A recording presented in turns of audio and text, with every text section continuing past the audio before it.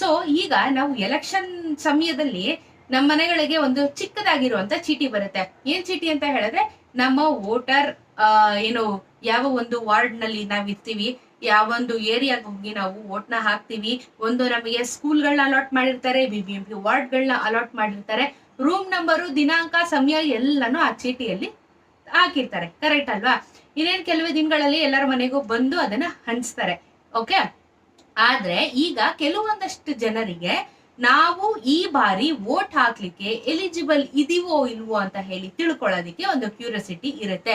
ಒಂದೊಂದ್ಸತಿ ಏನಾಗುತ್ತೆ, ಎಲ್ಲ document correct ಆಗಿದ್ರು ಎಲ್ಲೋ ಒಂದ್ ಚಿಕ್ಕ ಫಾಲ್ಟ್ ಇಂದನೂ ನಿಮ್ಗೆ ವೋಟ್ ಹಾಕುವಂತದನ್ನು ಕ್ಯಾನ್ಸಲ್ ಆಗಿರುತ್ತೆ, ಡಾಕ್ಯುಮೆಂಟೇಶನ್ಸ್ ಕರೆಕ್ಟ್ ಆಗಿರೋದಿಲ್ಲ.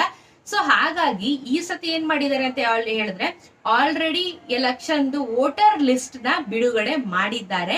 ಸೊ ಮೊಬೈಲ್ ಅಲ್ಲೇ ಕುತ್ಕೊಂಡು ವೋಟರ್ ಲಿಸ್ಟ್ ನ ನಾವು ಮನೆಯಲ್ಲೇ ಚೆಕ್ ಮಾಡ್ಕೋಬಹುದು. ಈ ಲಿಸ್ಟ್ ಅಲ್ಲಿ ನಮ್ ಹೆಸರು ಇದೆಯೋ